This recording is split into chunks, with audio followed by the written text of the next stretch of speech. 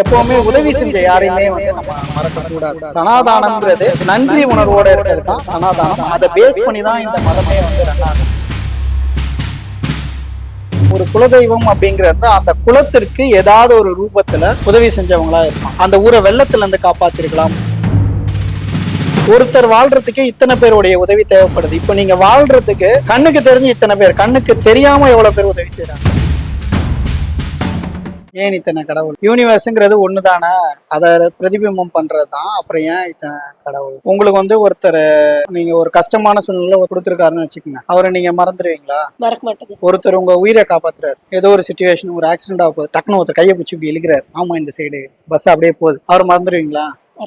உங்க குழந்தை படிப்புக்கு வந்து ஒருத்தர் சப்போர்ட் பண்றாரு, அவரை மறப்பீங்களா? ஒருத்தர் உங்களுக்கு வேலை வாங்கி தராரு, மறப்பீங்களா? ஒரு மனுஷியா பிறந்த உங்களுக்கும் ஒவ்வொருத்தருக்குமே நிறைய பேருடைய உதவி வந்து தேவைப்படுது. எப்பவுமே உதவி செஞ்ச யாரையுமே வந்து நம்ம மறக்க கூடாது. சனாதானம்ங்கிறது நன்றி உணர்வோட இருக்கிறது தான் சனாதானம். அதை பேஸ் பண்ணி தான் இந்த மதமே வந்து ரன் ஆகுது. இப்ப அந்த மாதிரி ஒரு மனிதனுக்கு வந்து உதவி செய்ய இத்தனை பேர் இருக்கிறாங்க அப்படின்னும் போது, நம்மளுடைய முன்னோர்களை நீங்க கணக்குல எடுத்தீங்கன்னா அந்த மாதிரி உதவி செஞ்சவங்களை தான் இப்போ வந்து கடவுளா வச்சிருக்காங்க. ஒரு குலதெய்வம் அப்படிங்கிறது அந்த குலத்திற்கு ஏதாவது ஒரு ரூபத்துல உதவி செஞ்சவங்களா இருப்பாங்க. ஒரு புலி கிட்ட இருந்து காப்பாத்திருக்கலாம், அந்த ஊரை வெள்ளத்துல இருந்து காப்பாத்திருக்கலாம், ஒரு மெசேஜ் பாஸ் பண்ணி காப்பாத்திருக்கலாம். இது எல்லாமே நடந்திருக்கும். இப்ப கூட சமீபத்துல ஒரு கப்பல் வந்து மூழ்கிருச்சு கடல்ல. அந்த கேப்டன் வந்து கீழே இருந்து மேல் ஃப்ளோர் வரைக்கும் எல்லாருக்குமே அந்த மெசேஜ் கொடுக்குறாரு. அவரை வந்து இன்னைக்கு அவ்வளவு கொண்டாடுறாங்க. அவருக்கு ஒரு சிலையெல்லாம் வச்சிருக்காங்க. இது காரணம் என்ன? ஒரு உதவி செஞ்சிருக்கிறார். இங்க நம்ம வந்து நிறைய மனிதர்களுக்கே உதவி, அதாவது சிலை வைக்கிறோம், சரிங்களா? நம்மளுடைய பாரம்பரியம், நம்மளுடைய கலாச்சாரத்தை கொண்டு வரதுக்கு நமக்கு இவ்வளவு பேர் தேவைப்பட்டாங்க. இன்னும் சிம்பிளா சொல்லணும் அப்படின்னா,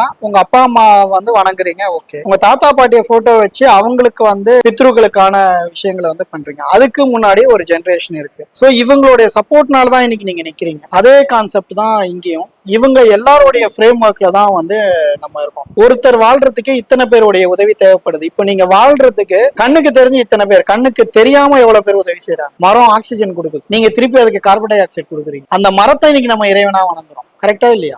மரத்தை வணங்குறீங்கல்ல, துளசியை வணங்குறீங்க, வேப்ப மரத்தை வணங்குறீங்க, ஆலமரத்தை வணங்குறீங்க, வில்வ மரத்தை வணங்குறீங்க. ஏன்னா அது நமக்கு உதவி செய்யுது அப்படிங்கிற ஒரு விஷயத்துக்காக தான் வணங்குறாங்க.